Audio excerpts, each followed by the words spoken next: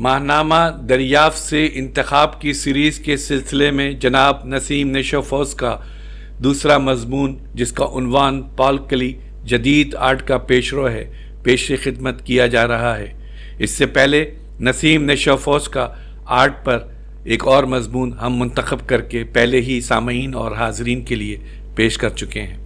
نسیم نشو فوز کا اس سے پہلے جو مضمون پیش کیا گیا اس کا نام ویسلے کینڈنس کی ایک مختصر مطالعہ تھا، اور اب ان کا دوسرا مضمون جس کا عنوان پال کلی جدید آرٹ کا پیشرو ہے، آپ کی خدمت میں پیش کیا جا رہا ہے۔ سماعت فرمائیے۔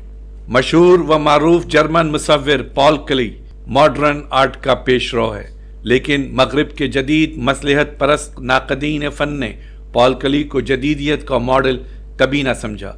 پال کلی کے ساتھ دوسرا فنی المیہ یہ پیش آیا کہ پابلو پیکاسو کے آرٹسٹک قد و قامت کو عظیم تر تسلیم کر لیا گیا۔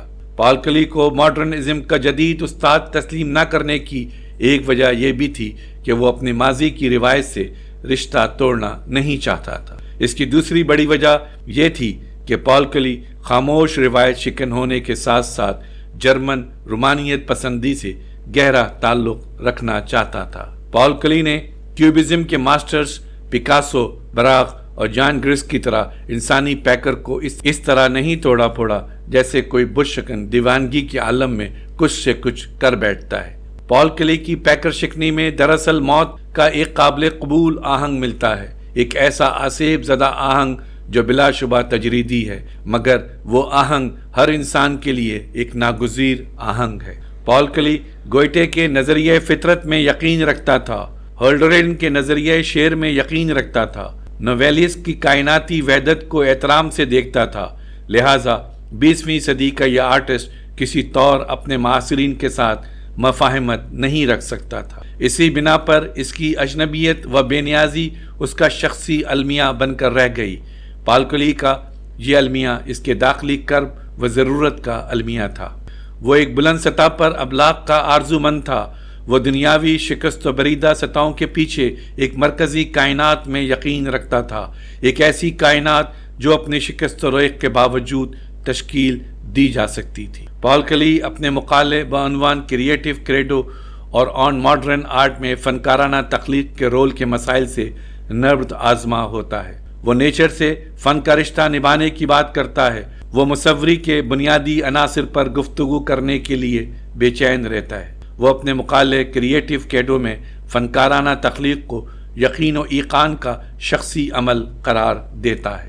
پال کلی کے فلسفہ فن کا لب لباب یہ ہے کہ آرٹسٹ اپنے تجربات، خواہ وہ خیالی ہوں یا حقیقی، کو بصری امیجز میں بدل دیتا ہے۔ ایسی تصویر فوری جانی پہچانی شکل فارم میں آرٹسٹ کے تجربات کو نہیں دکھلاتی، اور نہ ہی ایسی تصویر ان کے تجربات کو دھندلا کر قطعی تجریدی بناتی ہے۔ لہٰذا آرٹسٹ اپنے خارجی تجربات کی نفی یا اضافہ یا تنسیخی عمل سے گزرتا ہوا اس دنیا کے غیبی حصوں کے سفر کی جانب روانہ ہو جاتا ہے، جسے ایک عام آدمی نہیں دیکھ سکتا۔ ایک مصور یہ بیان کرتا ہے کہ اس کی دسترس میں ایک نقطہ، ایک لکیر، ایک سطح یا ایک مکانی جگہ ہوتی ہے۔ نقطے کے سوا باقی تمام چیزیں حرکت کی بنیادی اشکال ہیں، جس میں مصور کی شخصی حرکات و سکنات شامل ہیں۔ ایک پینٹنگ جو لکیروں اور سطحوں سے کمپوز کی جاتی ہے، اشکال کا ابلاغی نمونہ بن جاتی ہے۔ پال کلی کہتا ہے کہ ایسی اشکال کو ساخت اور مفہوم سے رابطہ و تعلق ضرور ہونا چاہیے، یعنی شکل اور مضمون و مافی کانٹینٹ میں ضرور ایک رابطہ ہونا چاہیے۔ پال کلی اپنے طور پر صحیح کہتا ہے کہ تجریدی عناصر سے ایک رسمی کائنات ابھرتی ہے جو ٹھوس اشیاء سے آزادانہ طور پر تخلیق کی جاتی ہے۔ پال کلی بصری وحدت کی نوعیت پر زور دینے کے بجائے تخلیقی عمل کو فوقیت دیتا ہے۔ پال کلی حسن اتفاق یا اتفاقیہ لمحے میں یقین رکھتا ہے، جو خصوصاً سروریلسٹ مصوروں کا خاصہ تھا، جس کا مطلب یہ تھا کہ تخلیق کا اتفاقیہ عمل فہم و دانش کی تحقیق کرتا ہوا ہر ممکن لاشعوری تخلیق کا ضامن بن جاتا ہے۔ پال کلی کا یہ مقولہ بھی ایک مشہور مقولہ ہے: آرٹ اشیاء مطلق کے ساتھ ایک انجان کھیل کھیلتا ہے، اور اس کے باوجود وہ اپنے مقصد میں کامیاب ہو جاتا ہے۔ پال کلی فنکارانہ توانائی پر زور دیتا ہے۔ اس کے نزدیک قوت تخلیق ایک متحرک توانائی ہے جو ایک ہی بات کو نہیں دہراتی بلکہ ایک فنی عمل کو ساختیت سے بے ساختیت کی طرف لے جاتی ہے۔ پال کلی کے نزدیک آرٹ ڈکشنری کا لفظ نہیں جو اپنے متن اور موضوع میں محدود رہے۔ 20ویں صدی کے آرٹسٹ کے لیے نیچر نے اپنے وہ معنی کھو دیے جو رومانیت پسند مصور اور شعراء کو کبھی عزیز ہوا کرتے تھے۔ پال کلی تخلیقی عمل میں نیچر کو مسترد نہیں کرتا بلکہ وہ نیچر کے نامیاتی ماڈل، آرگینک ماڈل اور اس کے بنیادی منصب کو ایک کھلی کتاب کی طرح پڑھتا ہے۔ اس طرح اس کا ویژن عمومیت سے ماورا ہو جاتا ہے۔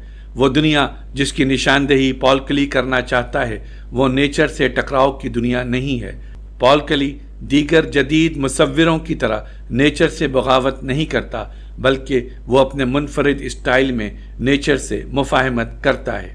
اس امر کے باوجود پال کلی آرٹ اور نیچر کو علیحدہ علیحدہ دو حقیقتیں مانتا ہے۔ پال کلی ایک خاص نظم و نسق کی تکمیل چاہتا تھا۔ وہ جدید آرٹ میں نئی اشکال تخلیق کرنے کا آرزومند تھا۔ اس کا اصرار تھا کہ طبعی میڈیم کے امکانات سے نئی اور گہری حقیقت کو تخلیق کیا جا سکے۔ پال کلی جو جدید آرٹ کا ایک عظیم استاد ہے کہتا ہے، پہلے ہم اس زمین پر شہودی نظر آنے والی اشیاء کی نمائندگی کیا کرتے تھے، اب ہم شہودی اشیاء کی حقیقت کا انکشاف کرتے ہیں، چونکہ شہودی حقیقت ایک علیحدہ الگ تھلگ مظہر ہے جسے دوسری حقیقتوں نے پیچھے کر دیا ہے۔ بالآخر شکل کے تجریدی عناصر سے ایک رسمی و رسمیاتی کائنات تخلیق ہوگی جو اشیاء، الفاظ یا اعداد کے جمگٹے سے قطعاً آزاد ہوگی۔ پال کلی کا غم ایک شریفانہ اور شائستہ غم تھا، یہ غم کہ انسانوں نے اپنے لاشعور کی دنیا کو ترک کر دیا ہے۔ پال کلی کی خواب دنیا فطرت کا مرکز چاہتی ہے۔ پال کلی کو ہمیشہ ایک تخلیقی مرکز کی جستجو رہی۔ تخلیقی مرکز بطور ایک نقطہ، پال کلی نے اس تخلیقی مرکز کو پیکر انسانی میں پا لیا۔ اس تناظر میں پال کلی کی تصویر اوم فالو سینٹرک لیکچر ایک اہم تصویر ہے جو اس تخلیقی مرکز کی تلاش کا جواب ہے۔ اوم فالو یونانی دیوتا اپالو کے مندر میں ایک مقدس پتھر ہے جو ہماری زمین کے مرکزی نقطے کی علامت ہے، اپنی گولائی میں زمین کے مرکز اور انسانی وجود کی ایک آفاقی علامت۔ پال کلی سوریلزم کی تحریک کا ایک اہم ستون ہے، مگر اس کی سوریلی تصاویر بچکانہ معصومیت لیے ہوئے ہیں، دیگر سوریلیسٹ مصوروں سے بالکل ہٹ کر بنی ہوئی معلوم ہوتی ہیں۔ پال کلی کو ماسٹر آف فینٹیسی بھی کہا جاتا ہے اور ایک اظہاریت پسند مصور بھی۔ میرے خیال میں پال کلی پر آرٹسٹک جدیدیت کے یہ لیبل کچھ زیادہ موزوں نہیں، اس پر جدیدیت کا سب سے انوکھا اور اچھوتا لیبل وضع کرنے کی ضرورت ہے۔ شکریہ۔ ہماری ویڈیوز کو لائک اور شیئر ضرور کریں، اور اگر آپ اس چینل کے سبسکرائبر ہیں تو ہماری طرف سے شکریہ قبول فرمائیں، اور اگر آپ نے اب تک سبسکرائب نہیں کیا تو اس چینل کو فوراً سبسکرائب کر لیں اور بیل آئیکن سے notification for all per click کریں تاکہ آئندہ آنے والی ہر نئی ویڈیو آپ کو مل سکے۔ شکریہ۔